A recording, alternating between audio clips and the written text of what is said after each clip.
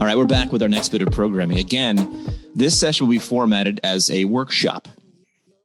And that workshop, as a reminder, that's where everybody has a voice and to share knowledge, skills, and experiences. It'll be led by a specialist and delivered in partnership with FisioCamera. In this workshop session on the impact of long COVID on daily activities, work, and education, led by our speakers. Everyone will have a voice to share these experiences and learn collaboratively. And again, this workshop will be delivered in partnership with FisioCamera. You can see that on the screen.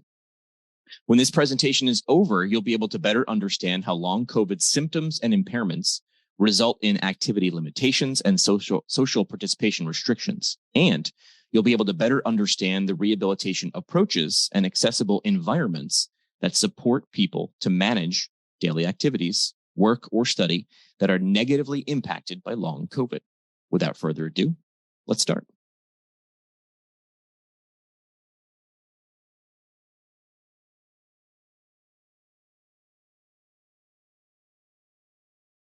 I shared the screen already. Looks good. Okay. All right, I guess I will start then. Hello, everyone. My name is Helen, and I'm an occupational therapist from London. I've been living with long COVID and POTS since March 2020, and I'm very proud to be AHP co-director of Long COVID Physio and co-founder of Occupational Therapy for Long COVID. So we all know the devastating impact that long COVID has on our ability to do things, including daily tasks. Therefore, it is no surprise that many of us are unable to return to work or have had to reduce their hours or change their roles. This is all due to symptom burden. We experience a multitude of symptoms all over the body, which makes functioning extremely difficult. The symptoms can make you feel like you don't have any control over your body, and all you can focus on is just getting through the day and surviving, let alone anything else. To complicate matters, as we've just heard, these symptoms can be fluctuating and episodic. And when we try to push through them, symptoms worsen due to PESE. As we discussed yesterday, it is key to be aware of the different types of exertion: physical, cognitive, and emotional. And I always tend to think that the cognitive side of things is often underestimated. However, everything we do in a day involves exertion, which makes pacing extremely difficult. It can often feel like being punished for daring to move or for doing something. The only activity that does not involve exertion is rest. Rest is a meaningful activity. The world just doesn't want you to think that it is. Not being able to complete daily tasks and not being able to work in the way that we want to can lead to a loss of identity. This is something that I've felt a lot. I don't know this new version of Helen. If I have to stop working, what and who am I? Because if I'm not an occupational therapist, I don't really know what or who I am, because that is what I am. Not being able to do my job to the level or standard that I want to hurts. And feeling like I have nothing in common with my friends also hurts. It is all loss. And for some people, daily activities includes caring for other people, for example, parents. So how are you all managing? In this workshop, there will be 4 breakout rooms. We wanted to give everyone a voice and thought it would help discussion to have people in each group who are at a similar functional level. My group will be talking about juggling caring roles, daily activities, and work. We'll talk about what support you're receiving or what is needed to help you. I hope you find it helpful, and I'll now pass over to Susannah. Hi, I'm Susannah. I'm a GP, a doctor in the UK, and I have long COVID. I've had it for 2 years. I'm also mum to kids, and I have tried the pushing through things and had 2 massive relapses, and now at the point where I can't work and struggling to just manage any activities of daily living. So the workshop that I'll be looking at is looking at people who are unable to work, study, complete your daily tasks. I can't cook myself scrambled egg because I can't sit and stir the egg in the pan. And so my daughter does that for me. And that's a massive change. And what are the tips, the strategies, the ways of adapting or accepting and using that to take back control rather than feeling like it's just happening to you? how do you get back that control and find that balance between your expectations and what the day-to-day reality is and the things that you have to do.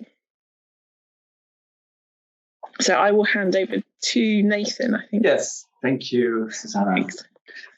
So, yes, my name is Nathan Hutting. I come from the Netherlands, and I work as an associate professor at the Han University.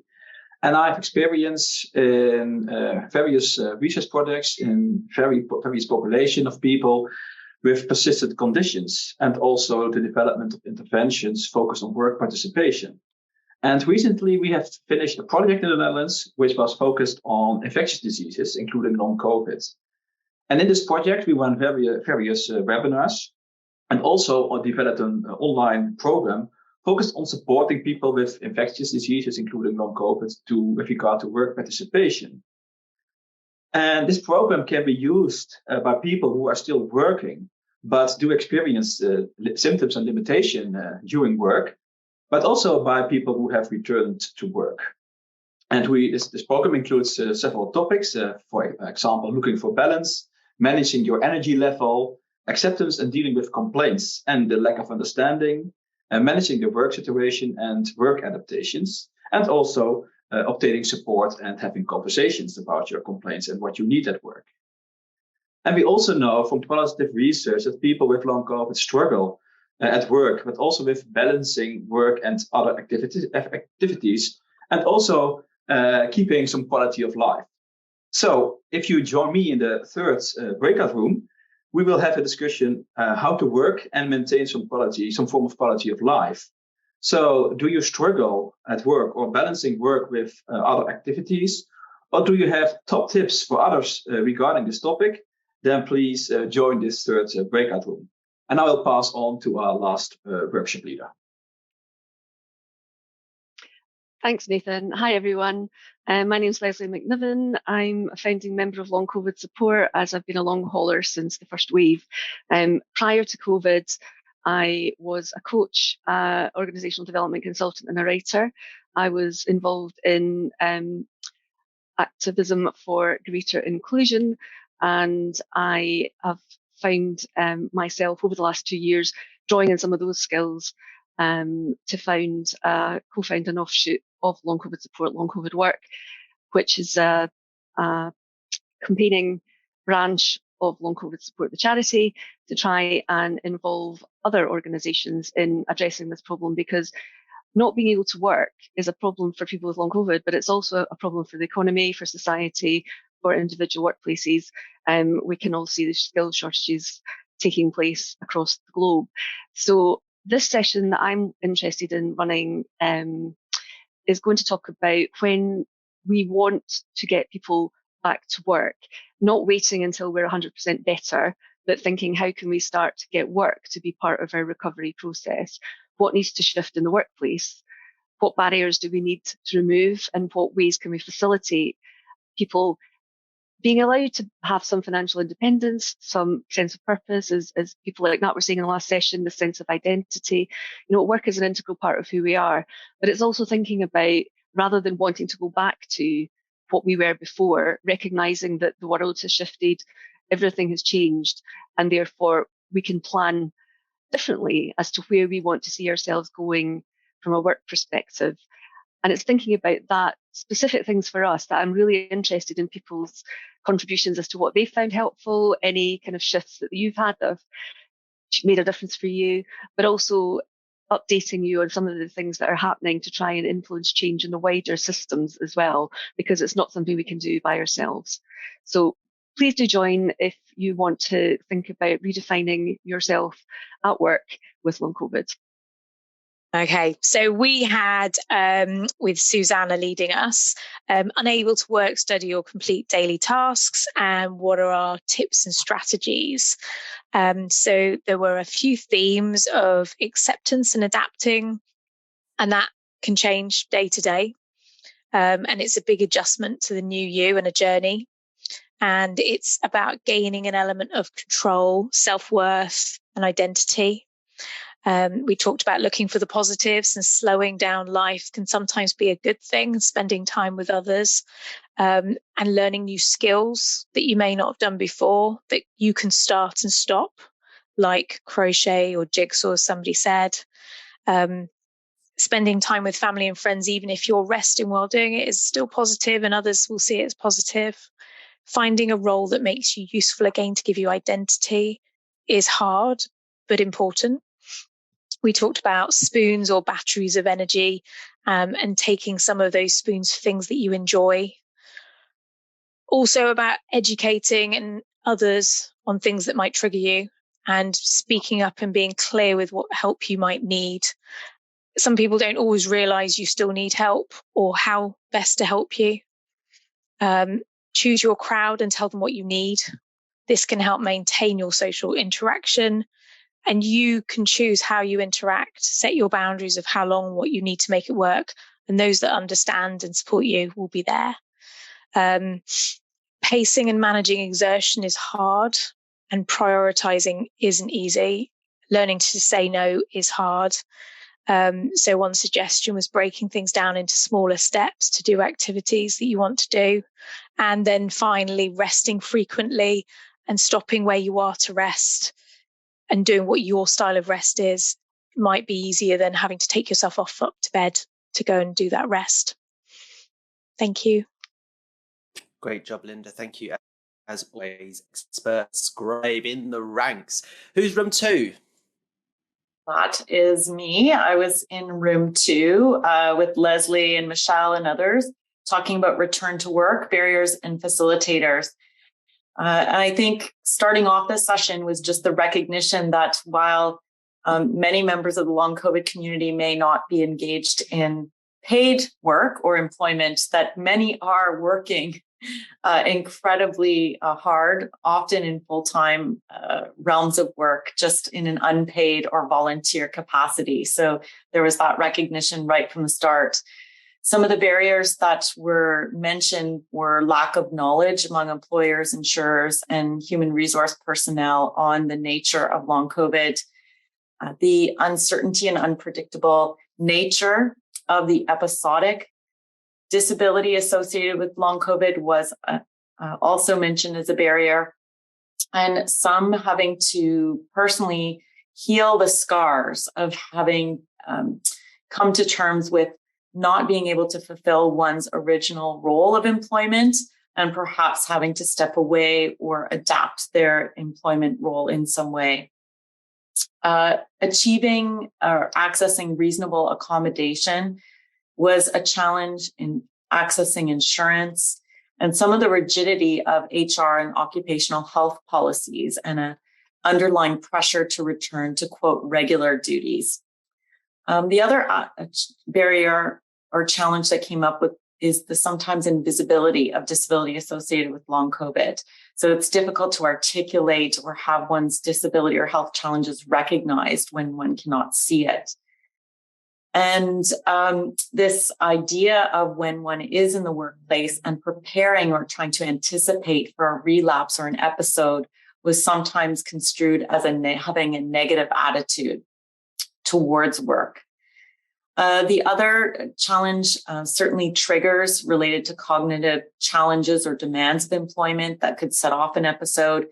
And then just what's happening in the broader environment and this push to going back to, quote, normal in the context of the pandemic, and the physical risk of reinfection that some faced returning to the physical office or employment.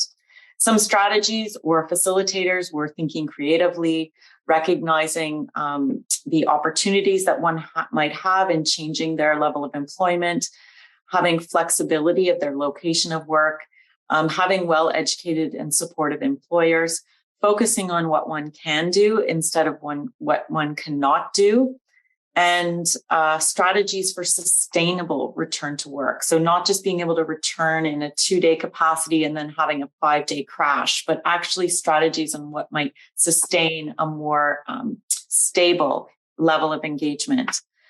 Accommodation was mentioned as a strategy, roles of vocational rehabilitation, and in particular, occupational therapists and their role in this area. And the use of making use of advocacy organizations, and as well as union representatives, if applicable as well. Thank you, Kelly. Lovely, concise update there as a scribe. Moving on to Jessica. Yeah, so once again, we kind of have some more free-for-all discussions in our groups, and we're discussing kind of maintaining quality of life with return to work, and there was some sharing of symptoms, of course, headache, fatigue, vocal issues, brain fog, hard to stand up, joint pain, cough, breathlessness, and just an overall negative response to stress, which we all know work creates stress, comes with stress, and of course, this limited ability to kind of deal with stress as a result of physiological changes in your body. And that these symptoms would interfere with work and life is because they had to have change their entire life to accommodate long COVID. So really rationing that energy, doing things like all things are delivered to the house now. There's no outside shopping, being really mindful of what you are eating, and then not being able to go out socially, and adjusting personal relationships, all these things that are done to accommodate long COVID in their lives. And then looking at it from a work perspective, the need for flexibility in hours and maybe the type of work, things like that change. And how oftentimes there is, when you have returned to work, nothing left for life outside of work. So everything is done to accommodate this role to return to work. And this is a common theme here. Kelly touched on it. The pressures to perform, the pressures to get back to work, to fulfill roles, and then that loss of identity when you cannot fulfill that role. And someone in our group was really talking about that. The kind of the guilt associated with not being able to, perform or fill that role that they had done before. And then there was just a brief discussion on advice for returning to work. And, again, this theme that is throughout the forum is the giving permission to take it slow, to rest, to pace work, pull back on what you're doing. Is it too much too soon? So always that, taking that step back and evaluating from that piece, recognizing that all of that comes from a place of privilege. Not everyone has the ability to simply pace, to simply pull back, or to be able to say, actually, I can't work right now. So we know that that is a huge component of dealing with long COVID, episodic disability in general. Much appreciated. I know we're at the half hour and we're due to be going into our 15-minute break, but we've still got some bits to go. So Alyssa, can we have a 1-minute summary, please?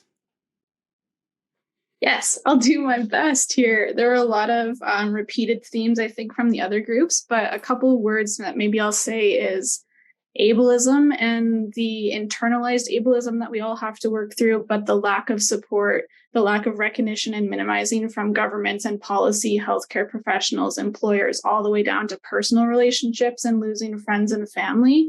And then the trauma and tough feelings that come along with that, and how we need support to work through all of that. But there's also an expectation, maybe from society and our families and relationships, but also from ourselves, to juggle all of this, including leading our own health administration. And then just how much you have to prioritize activities and the trade-offs that are required in order to do that. If you're going to cook dinner, you might not be able to take care of your kids or put them to bed, those sorts of things. Yeah. Look at that for time. The Long COVID Physio Executive Board smashing it out the park. Jimmy likes a parting shot. So our main speakers, 10 seconds, parting shot. Nathan. So I heard the clock ticking. So I think it's really important to be aware of the timing and the influence that you can have, and talk with your employer also about when you return to work. Don't do that too soon. Is something I learned also from this session. Thank you, Lesley. Parting shot, 10 seconds.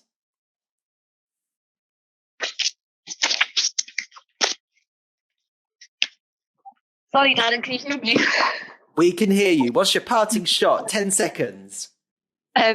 We need to smash the patriarchy and basically dismantle the systemic barriers that exist. But in the meantime, we can do a lot working with occupational health, HR, and looking at all the other partnerships that we've been developing at COVID work, where you can find lots of resources and getting to share with people you're trying to influence. I feel an image coming of smashing the patriarchy. Susannah, 10 second parting shot. Be kind to yourself. It's hard, it's tough, it sucks, but we're our own worst critics sometimes, and accepting that you can't do things, adapting and finding the joy and the pleasure in the simple things that you can, very important. Beautifully said. Last but not least, Helen, parting shot, 10 seconds. I think for those working with people with long COVID, be aware of just everything that we all have to do in a day, including health admin, looking after someone, eating, washing. And then for everyone with long COVID, just know that you're not alone, and yeah, it's rubbish and there's lots of stigma, but we're all in it together. And indeed, we are all in it together, and we're right now going in it together to a break. Come back at 1:45 for our second to last session of the Long COVID Physio International Forum.